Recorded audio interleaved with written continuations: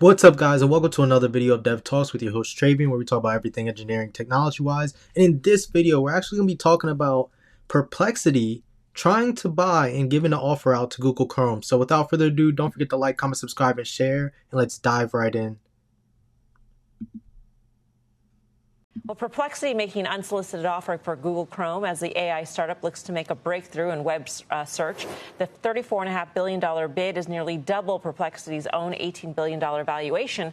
It also puts Apple's AI strategy back in the spotlight, with earlier reports saying the iPhone maker explored an acquisition of Perplexity itself. For more on the potential deal, let's bring in Nilay Patel, editor-in-chief of The Verge and host of the Decoder podcast. Nilay, great to have you with us. Thanks for being here. Thanks for having me.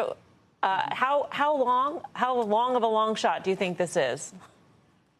Oh, this is a stunt. I mean, can we just be honest? It's a stunt. Google does not want to sell Chrome. They might be forced to sell Chrome at the end of a long legal process, which they are currently appealing. That legal process, the counterparty is the United States government, which is currently led by Donald Trump and the Department of Justice, led by Pam Bondi. And I think that administration would much rather use this lawsuit to force Google into concessions to make a deal than actually run the process to a divestiture of Chrome.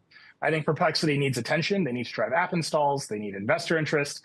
Saying they're going to buy Chrome for slightly more than Google paid for Wix, which was their biggest acquisition, is an incredible stunt. Good for them. If they actually wanted to buy Chrome, they would do whatever other tech CEO is doing, and they would show up in the Oval Office with the gold bars and ask Donald Trump for a favor. So there's a few things about what he said there that needs some context built on top of it, right? The Google Chrome forced to be sold, has been something that we've talked about on this channel for the last few years. This is not a new lawsuit by this administration. This is something that has been going on for a while now. It started in the Biden administration, and the reason why this lawsuit's happening is because they're saying that Google, in a sense, has formed a case of a monopoly, and especially search is the number one and most used search engine, and nobody else pretty much uses any other search engine. Like Bing, Internet Explorer went away, and now it's Microsoft Edge, I believe, and they repurposed that. And there's Firefox. How many people use that? I know there's the one, what's it, with a llama or a dog? There's another one as well too that people use, but they're saying that Google Search is a monopoly and Google's one of the biggest companies that are out here. But a lot of people don't know how selling Chrome and ties to everything, especially Apple. So first, Chrome itself and the search aspect that they would have to get rid of, Google has already implemented their Gemini AI all over it. So if they sell that, there goes their AI capabilities and training that they've been using all across the board, and a long part for feeding their models. I believe Chrome has a huge weight value into their actual AI platform and building it up even further. You have all of the different documentation, Google Docs, slides, everything else across the board that is a part of Chrome, as well as Google's individual products and everything.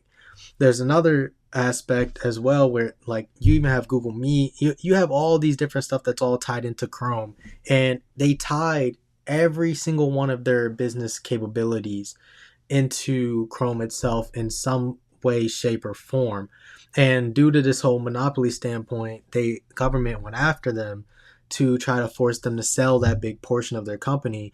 And I think Google Search equates for more than 50% of their revenue, I think, besides their GCP, Google Cloud Platform. So Amazon and Google make most of their money from their cloud platforms. So that's GCP for Google, AWS for Amazon.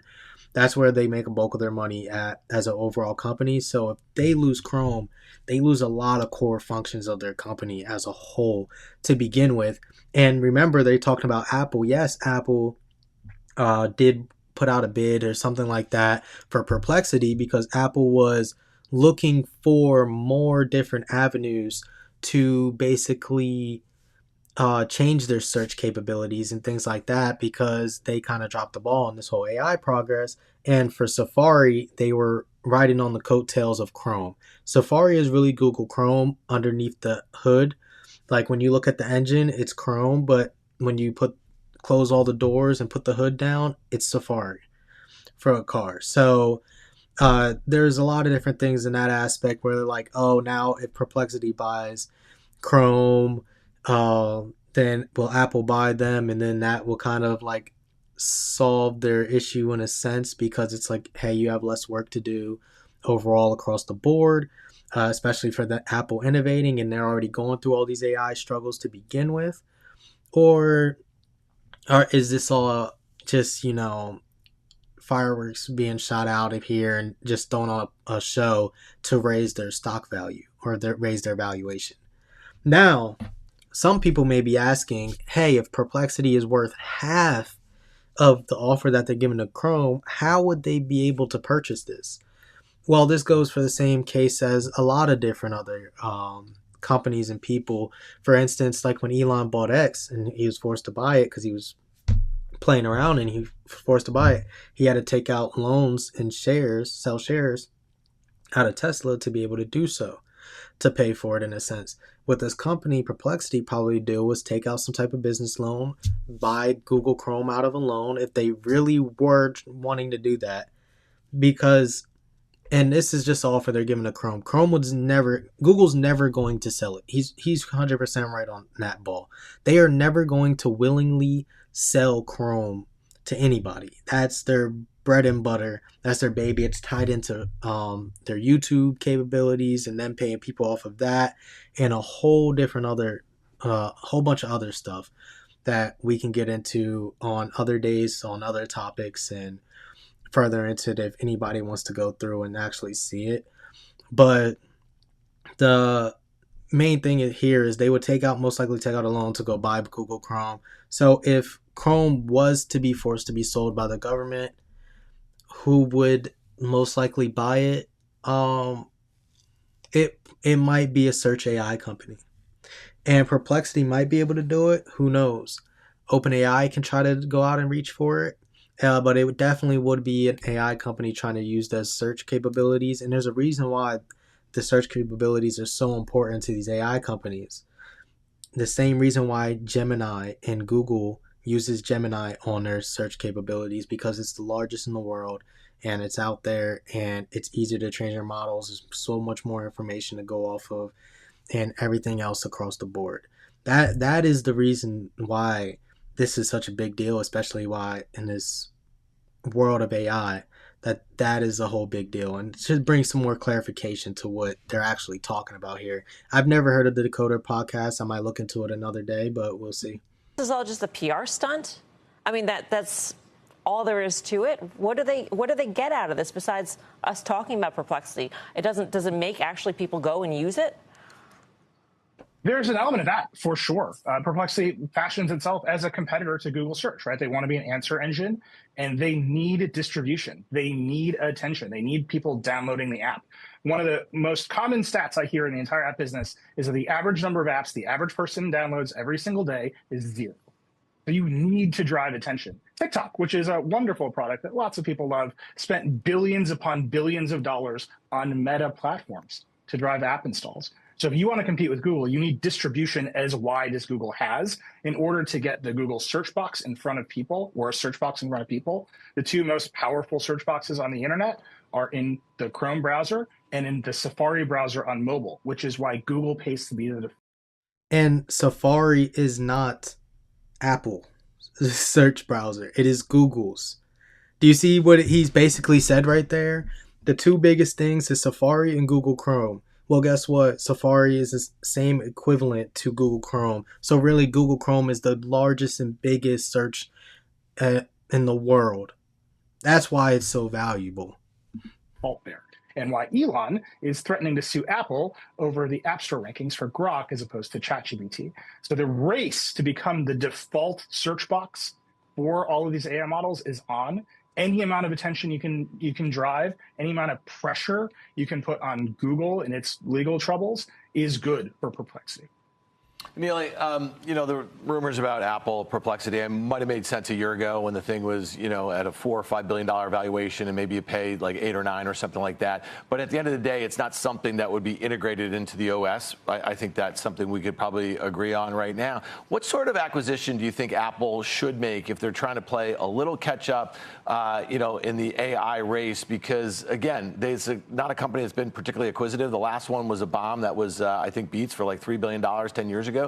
Thoughts on what Apple should do? Yeah, Apple's issue with acquisitions is not identifying technology or having the capital to buy whatever it is they want. It is culture fit, right? If you want to sell your company at Apple, you are going to end up as an Apple employee.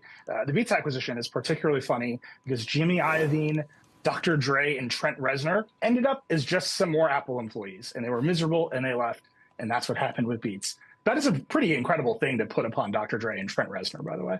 You're just another Apple employee. If you buy Perplexity, you get a pretty Wild West startup culture, a pretty Wild West founder who's willing to do stunts like offering to buy Chrome for, which is not for sale. And that is not part of Apple's culture. I think what Apple is trying to say is, look, the capabilities of the frontier models are important for Apple Intelligence. We will put them in various places as we see fit. It is just more commodity technology to us. They've talked for a long time about how Google might be integrated alongside OpenAI in some of the Apple Intelligence products. You can see how they might want to do that with something like Perplexity as well. But the actual kind of acquisition, like the big dollar culture reset acquisition, they're pretty hesitant to do that. Even though I think Tim Cook in last earnings call said they would acquire if they need to. The thing you're really talking about with Apple in particular is its ability to integrate culture. And historically, they have been extremely hesitant to do that. Yeah, so when we look over at if Apple would even acquire a company, they most likely would have to do that. But the best bet for them right now is to actually have a partnership and develop their AI capabilities further.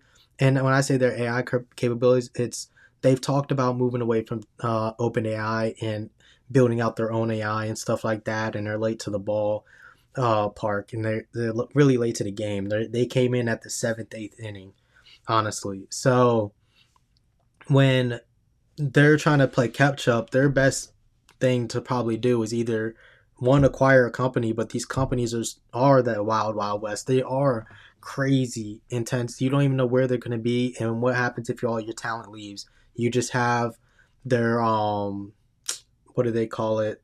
The company secrets, the information for the company secrets, and what they build stuff off of. Somebody will let me know in the comments. I'm blanking right now. But that's all that you will get. It's on the tip of my tongue too. Gosh, I can't remember the word.